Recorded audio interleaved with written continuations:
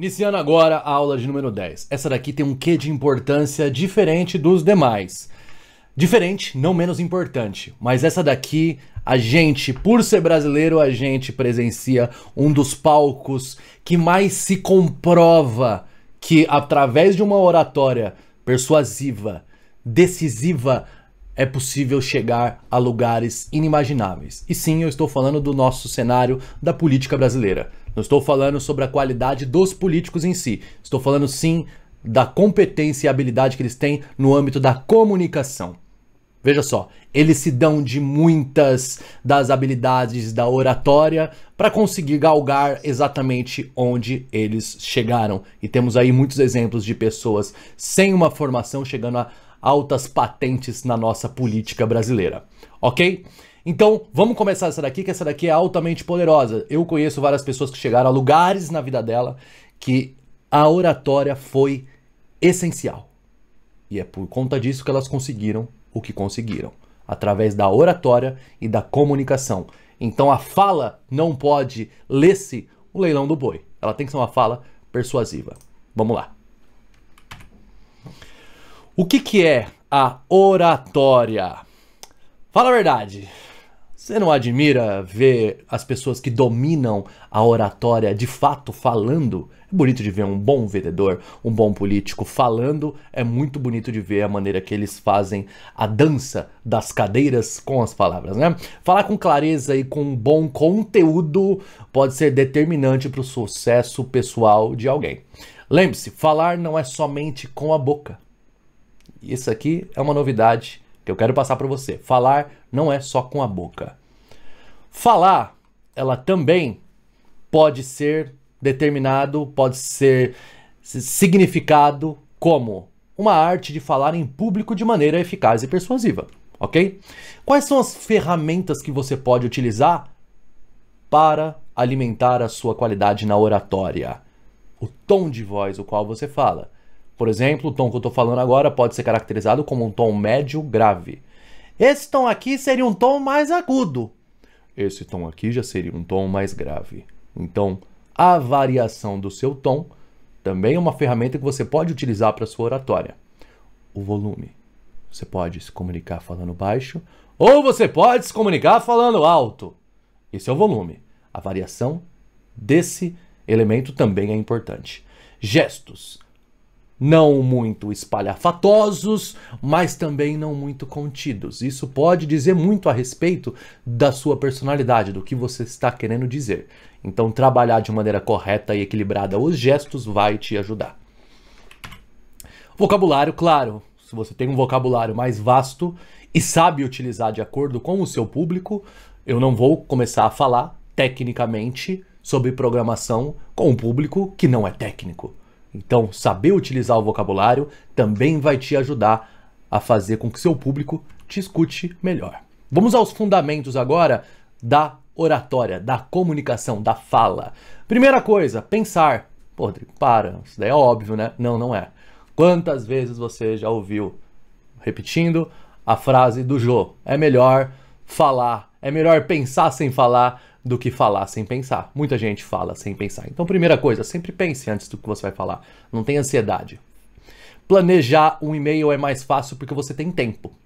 Agora, é possível fazer o mesmo para falar. Você pode parar e planejar, né? Só que o problema é que temos no subconsciente um medo, um incômodo com o silêncio. Exatamente isso que eu acabei de falar para você. A gente tem muitas vezes um incômodo com o silêncio. E não tem problema nenhum você ficar em silêncio no meio de uma conversa. Não tem problema nisso.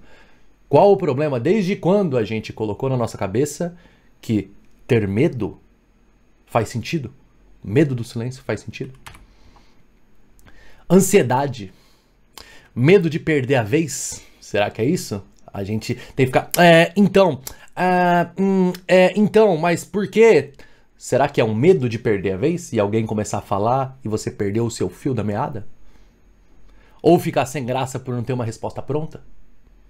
Mas veja, planejar não é não ter, e sim entregar o que há de melhor dentro de si. Quando você planeja, você está pegando tudo que tem de melhor para passar para o ouvinte. Então não se preocupe em ficar em silêncio antes de responder, antes de falar.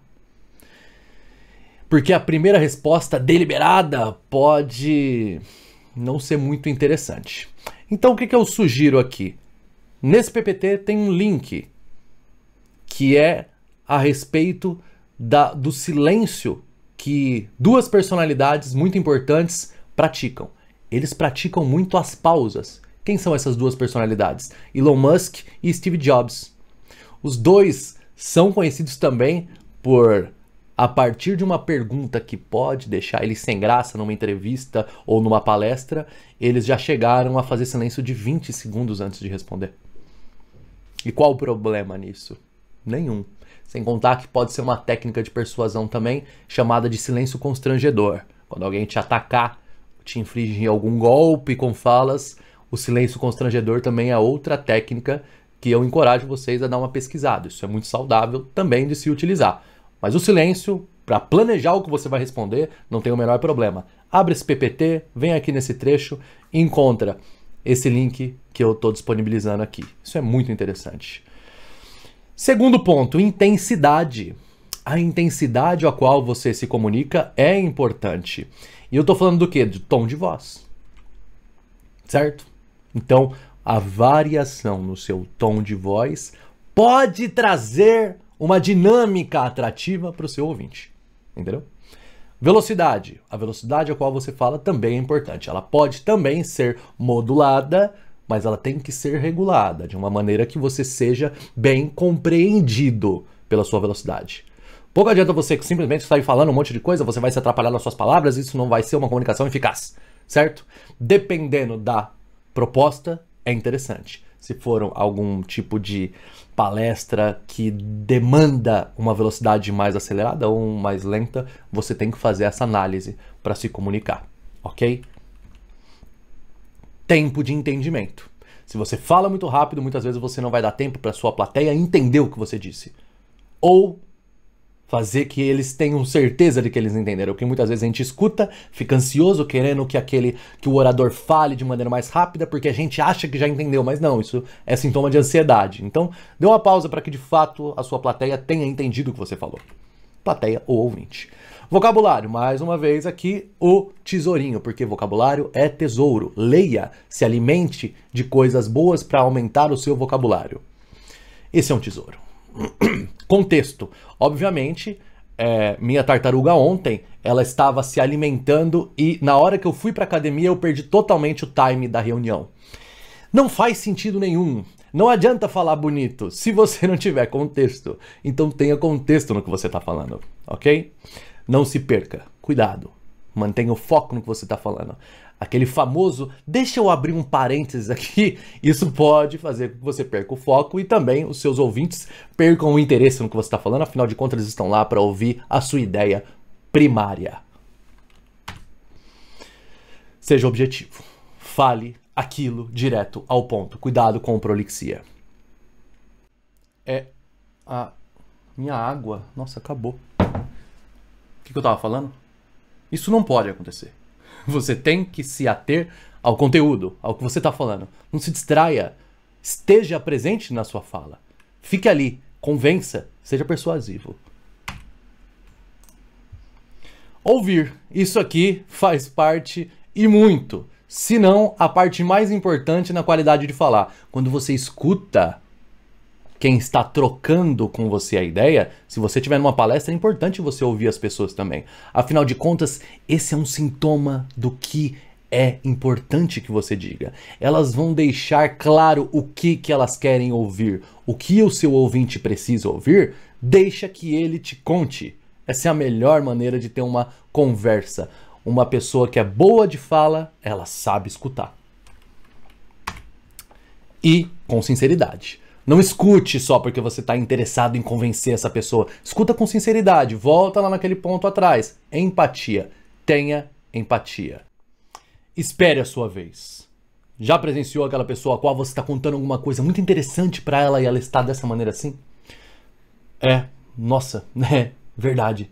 Tá na cara que essa pessoa tá só esperando você terminar o que você tem pra falar para ela falar o que ela já tá planejando. Ela não tá ali te escutando. Ela tá planejando. Não seja essa pessoa. Escute de fato o que a pessoa está falando, porque vai dar mais propriedade para sua próxima fala. Você vai conseguir saber o que de fato você tem que falar. Aquela pessoa muitas vezes está se apegando num contexto que até já passou. Essa pessoa muitas vezes ela não é uma boa comunicadora. Exemplo de aplicação. Onde que a gente pode aplicar e obter êxito em uma oratória de qualidade? Numa entrevista. Quer queira, quer não, sempre estamos sendo entrevistados. Sempre. Toda vez que a gente está se comunicando, seja numa roda de pessoas, para um cliente, numa entrevista de emprego, trocando ideia com um nosso amigo, quando a gente fala alguma coisa interessante, ele nos julga bem. Quando a gente fala alguma baboseira, ele nos julga mal e às vezes até sai uma zoeirinha ali. Então, toda hora a gente está sendo entrevistado. Vaga de emprego. Esse é um momento que a sua oratória tem que brilhar. Isso pode fazer com que a tomada de decisão, quem que vai preencher aquela vaga, seja para você. Um novo cliente, claro, aí vem o pessoal de vendas. Você obviamente sabe que tem que ter uma oratória de qualidade para você vender. E venda, diga-se de passagem, não é sobre a apresentação de conteúdo, e sim sobre fazer as perguntas corretas. Bom, venda, novo cliente, venda. Novo cliente, a gente pode também ler, além do que eu falei no aspecto de venda, também considerar quando você está atendendo um novo cliente. Quando você já concluiu aquela venda e você está começando a prestar o serviço para aquele cliente. A impressão que você vai deixar logo de cara conta muito para o sucesso do seu projeto ou do seu atendimento por completo. Reuniões conturbadas. Quem nunca presenciou uma reunião conturbada ainda vai presenciar. E o que você pode fazer nessa reunião conturbada? Em uma reunião conturbada, você pode, de maneira organizada, arrumar a bagunça. Como? Recapitulando a pauta, passar a solução e encerrar. É simples. Eu mesmo já fiz isso diversas vezes quando começa a bateção de boca, às vezes entrando em confronto sobre o que estava e o que não estava no escopo, até que demanda só de uma pessoa ir lá e organizar. Pessoal, precisamos disso. Vai fazer pelo escopo ou não? Sim, iremos. Ok, então vamos considerar que esteja no escopo. Próximos passos. E faça. Acabou. Mas cuidado aqui. Tenha de fato conteúdo para falar. Ok? É muito importante que a gente de fato tenha o que falar. Tenha como comprovar aquilo. Ok? Tarefa número 1. Eu quero que você decore os elementos abaixo. Tom de voz, volume da sua voz, velocidade e gesticulação. Decore. Falar não é só com a boca. Isso vai te ajudar a ter uma comunicação melhor, mais eficaz. Tarefa 2. Eu quero que vocês mandem um feedback por e-mail. Mas na verdade, hoje não. Eu quero que hoje você me envie um vídeo de 2 minutos. 2 minutos. Pode ser por e-mail, mas eu quero um vídeo, nem que seja um link da nuvem, algo do tipo, mas eu quero um vídeo de 2 minutos explicando algum assunto que você domina.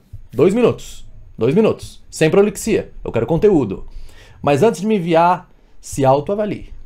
Dê o play nesse vídeo, até que esteja conforme o que você deseja. Beleza? Ao fim do vídeo, me mande também um feedback dessa aula.